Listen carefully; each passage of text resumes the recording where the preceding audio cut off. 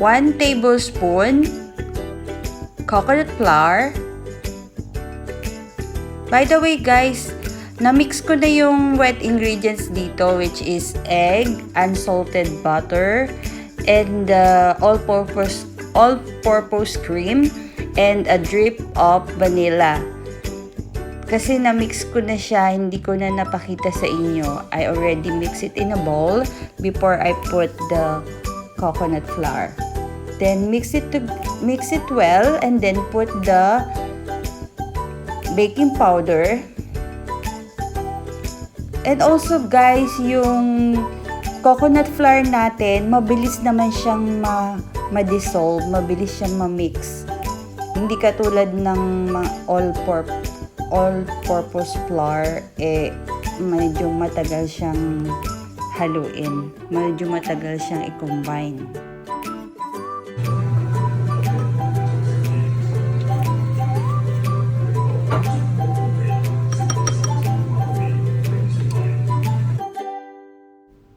Mix lang natin guys ng mabuti ha. Make sure na wala na siyang buo-buo. And then, lagay na natin yung grated cheese natin. Ito guys yung nagpapasarap talaga ng lasa. Actually, kasi ang original na ingredients talaga nito is wala siyang grated cheese and wala siyang all-purpose cream. Pero, binigyan ko lang siya ng twist para meron siyang, parang yung gusto kong linamnam ba. Anyway, pasok pa rin naman sa keto yon, all-purpose cream, and tsaka yung grated, yung cheese is pasok pa rin sa keto.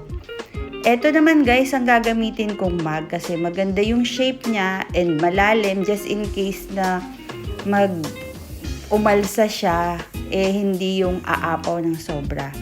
Sprayan muna natin siya ng oil para hindi siya didikit sa mug. Para pagka naluto na siya at tinanggal nyo na sa mug, pinlift nyo is mabilis lang siya matatanggal. So, hindi siya madidikit sa mug. Ito guys, simutin lang natin mabuti kasi sayang naman. Siyempre, 'di ba, mahal din naman yung mga ingredients na ginagamit natin sa keto, kaya dapat sulitin natin 'yan. Huwag tayong magsayang. Ayan guys. Ilalagay ko na to sa oven in 90 seconds only. Remember guys ha, 90 seconds. Mabilis lang tong maluto.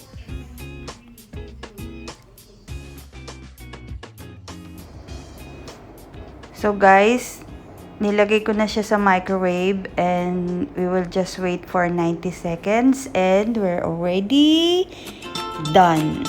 Pero guys, habang iniintay natin siyang maluto, mag-prepare muna ako ng aking lunch.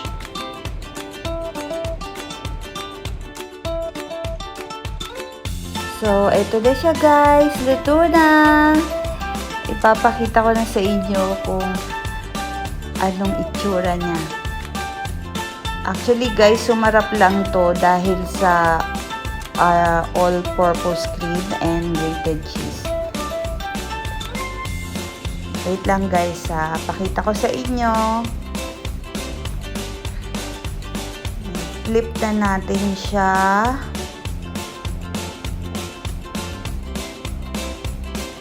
Kakatuwa naman.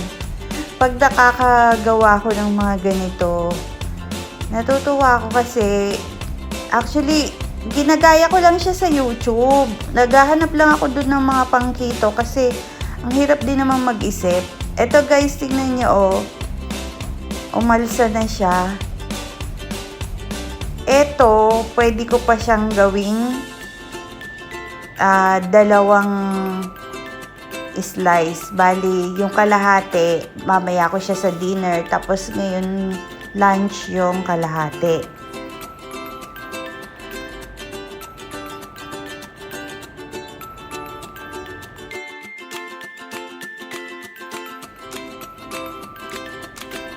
Now guys, gagawa naman ako ngayon ng salad dressing. Bali, ang ginagawa ko sa salad dressing, kukuha muna ako ng ng mayonnaise tsaka all-purpose cream.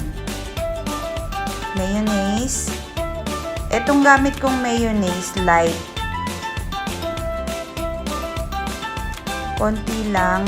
Tapos, lagyan natin siya ng 1 tablespoon na all-purpose cream. 1 tablespoon lang guys ha.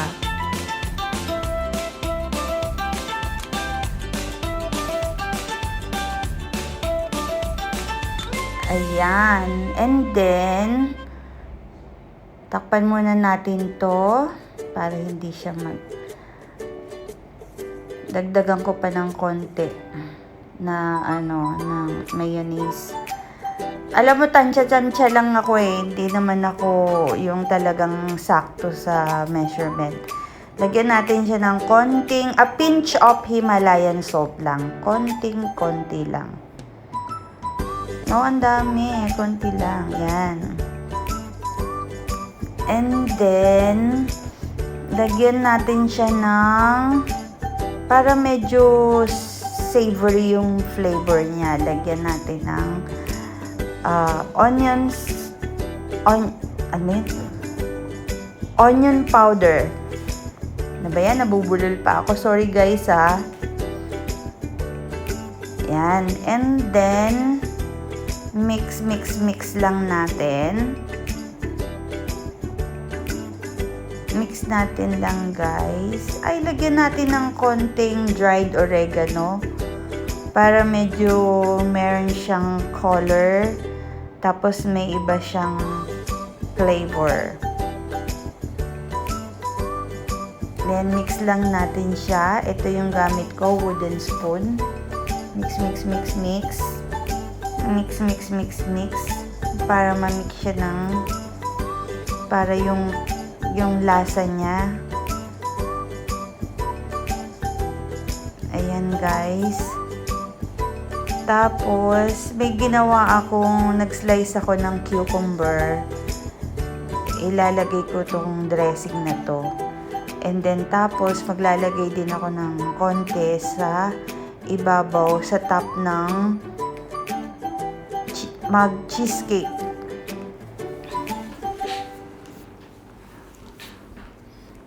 Eto na guys, wait lang guys. Ito, slice ko muna yung cheesecake. I slice it first. Ayan.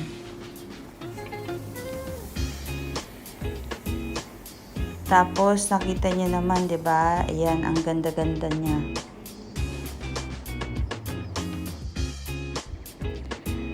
Alam nyo guys, may pakailamero dito sa likodan ko Padaan-daan at tanong ng tanong ano daw yung ginagawa ko. Nakakatawa itong mga kasama ko dito sa bahay. My God. Ito na guys, piniprepare ko na siya. Try nyo din guys. Ito, baka syempre mga nagkikito dyan. Syempre, bigayan tayo ng mga idea. Syempre, minsan nag-iisip tayo ano yung mga pwede nating kainin kasi hindi nga lahat pwede, 'di ba? So kailangan talaga nating mag-isip or mag-imbento. Ito guys, try nyo swak sa panlasa nyo, at least man lang. Ito yung hiniwa kong cucumber kanina.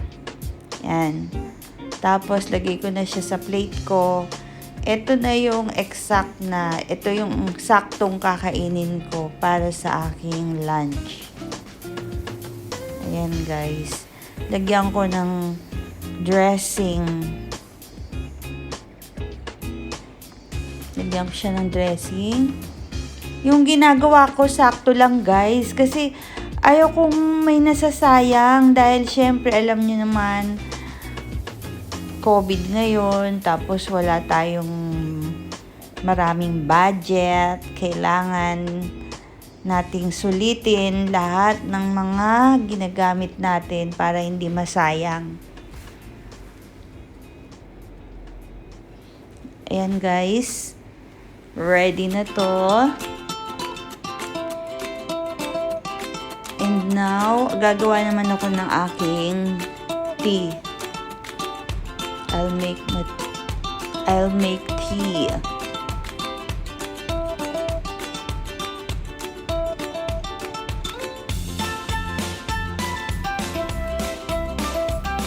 So, ito yung guys, gagawin ko yung aking tea.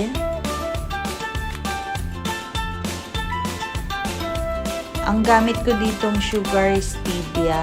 Kasi parang hindi ako kasi masanay ng walang sweet ng konti yung nalalasahan ko. Even sa coffee tsaka sa tea, parang gusto ko nilalagyan siya ng konting sugar. So, dati, nung hindi ako nagkikito, ang nilalagay ko, honey. Pero, bawal din daw yung sa keto. Kaya, ito na lang stevia.